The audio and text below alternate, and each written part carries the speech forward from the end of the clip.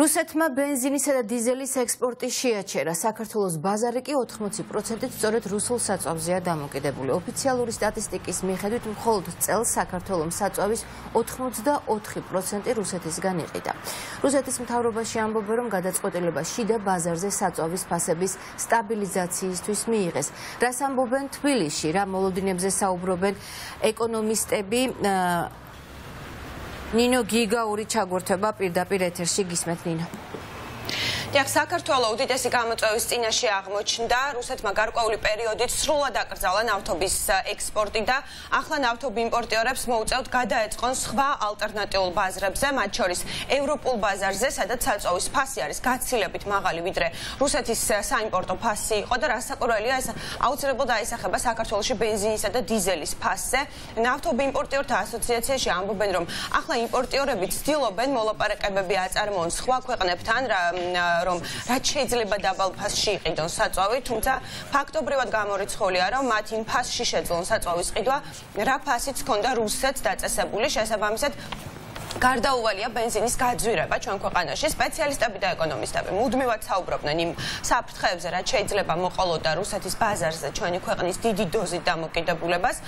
ხელისუფლებას ასევე მუდმივად მოუწოდებდნენ, რომ ნაწილობრივ მაინც უარი ეთქვათ რუსულ საწვავზე, თუმცა ამ შემთხვევაში ჩვენ ვისმენთ არგუმენტს, რომ ნავთობიმპორტიორები, ბიზნესმენები საწვავს ყიდულობდნენ იქ, სადაც იყო იაფი და სადაც ნახავდნენ უფრო მეტ მოგებას და ეს იყო ბუნებრივი. თუმცა ახლა ფაქტია, რომ რუსეთის არამყარი და არასტაბილური ბაზრის გამო ჩვენი ქვეყანა დგას საკმაოდ სერიოზული გამოწვევის წინაშე და ბიზნესმენებს ახლა მოუწევთ სხვა ქვეყნებში იყიდონ საწვავი, მაგალითად როგორიცაა აზერბაიჯანი, რუმინეთი, ბულგარეთი, თურქმენეთი და სხვა. ჩვენ გვაქვს სხვა წყაროები, შემოვიტანთ სხვა, ესე ვთქვათ, ქვეყნებიდან, მაგრამ დღეს რაიმე ფასებზე ლაპარაკი, ეს ყველაფერი ზედმეტი იქნება, ჩვენ არ ვიცით, არ ვფლობთ ამ სიტუაციას, რატომ? როდესაც გადავჯდებით, მაშინ რა იქნება სანავთობო, ესე ვთქვათ, ბაზარებზე ფასები. იმ დღესვე უნდა მოხდეს, იმ დღის, ესე ვთქვათ, შედეგი უნდა იქნეს აღებული. ძირითადი წილი ნავთობპროდუქტების ბაზარზე დღეს რუსეთს უკავია, თუმცა ამან ასევე შესაძლოა მოიტანოს ძალიან ნეგატიური შედეგი. ერთია, რომ ჩვენ ვასაღებდით რუსულ სანქცირებულ ნავთობპროდუქტებს, ამით ვეხმარებოდით პუტინის ტერორისტულ რეჟიმს ეკონომიკურ გაძლიერებაში.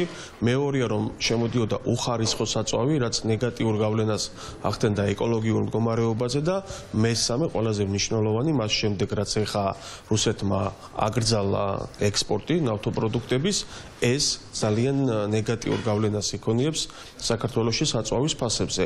რუსული ბაზარი არის არასტაბილური, არის სახიფათო და მასზე დამოკიდებულება მუდმივად იწვევს პრობლემებს, რყევებს. პირველ ეტაპზე შეიძლება დეფიციტი შეიქმნას საქართველოში ბენზინის და შემდეგ გაძვირდება აუცილებლად, იმიტომ რომ ალტერნატიული წყაროების მოძიება დაგჭირდება. დასაკვირველია, პრობლემა არის რუსულ ბაზარზე დამოკიდებულება და ამის შესახებ ჩვენ ვაფრთხილებდით ხელისუფლებას ყოველთვის, მიუხედავად იმისა, რომ რუსულ ბენზინი იაფი იყო უფრო სხვა კონკურენტებთან შედარებით, რუსეთს ახასიათებს მსგავსი გადაწყვეტილებების მიღება და მიუღია ხოლმე მათ შორის ჩვენთანაც და ეს რისკი ყოველთვის არსებობდა და სამწუხაროდ ეს დღე დადგა უკვე.